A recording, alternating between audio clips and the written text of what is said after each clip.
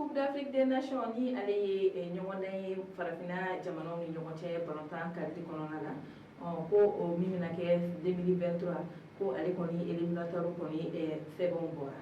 Ayiwa kibaruya minnu sera ma koɲa la olu y'a yira k'a fɔ ko kunun tarata don avril kalo tile 19 kɔnɔna la Sud-Afrique jamana kan min ye CAN 2023 ye o éliminatoire kɔni sɛbɛn bɔra. Ayiwa a yirala k'a fɔ Mali ale ni maa minnu bɛna kari ɲɔgɔn na walasa ka sebaya sɔrɔ ka taa Côte d'Ivoire.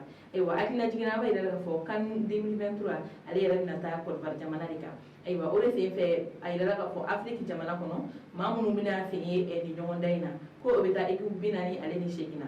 O équipe 48 na a yirala k'a fɔ ko bɛ tila groupe 12 kɔni bɔ ɲɔgɔn kɔ kɔni ni ɲɔgɔn cɛ. Ayiwa ko o groupe 12 la groupe o kelen maa fɔlɔ fila minnu bere bɛ gagner o de ye k'a fɔ groupe ni aw ye maa 4 ye maa fɔlɔ fila minnu bɛ yen nɔ n'u olu ye sebaya sɔrɔ n'u olu ka gagner kɔni cayara ni tɔw ta ye ko olu fila bɛ taa CAN 2023 la.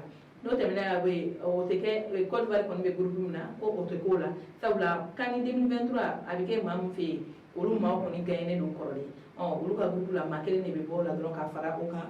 Ayiwa o tɛmɛnen ka bɔ yen nɔ ko calendrier kɔni bɔra o de k'a fɔ maa minnu bɛna kari ɲɔgɔn na walasa u bɛ se ka sebaya sɔrɔ kɛrɛnkɛrɛnnenya Mali ta o de kɔni bɛ an bolo kɔrɔ a yirala k'a fɔ Mali ale ni Congo bɛ kari ɲɔgɔn na n'o tɛmɛnen ka bɔ yen ani Gambie fana bɛ kari ɲɔgɔn na n'o tɛmɛnen ka bɔ yen min yɛrɛ ye Sud-Afrique ye ko a n'o bɛ kari ɲɔgɔn na. Ayiwa ale ni maa kofɔlen ninnu kɔni karilen ɲɔgɔn na ni Mali kɔni kɛra sebaya ye n'a ye sebaya fɔlɔ sɔrɔ k'a bɛ taa CAN na wa n'a ye sebaya filanan fana sɔrɔ ko a bɛ taa la. Ayiwa an kɔni bɛ yen wagati min na ko bi an bɛ dugawu don an ka Samata Sɛko bɛ walasa u ka sebaya sɔrɔ ka taa an kunna wolo CAN nata la.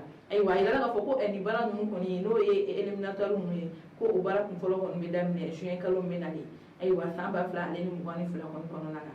O la n'o tɛmɛnen ka bɔ yen ko n'a a tɔ bɛ kɛ cogo min u b'o f'an ye don n'a nata. Ayiwa an kɔni bɛ dugawu kɛ an ka Samata Sɛko ye Ala ka u garijɛgɛ don CAN na walasa u ka taa coupe ta ka na n'a ye an fɛ yen. Ayiwa an balimaw ni ne kɔni tun ye an ka bi kunnafoni ye ka da o tulo kan aw ni ce an ka kulomajɔ la aw k'an bɛn don n'a nata.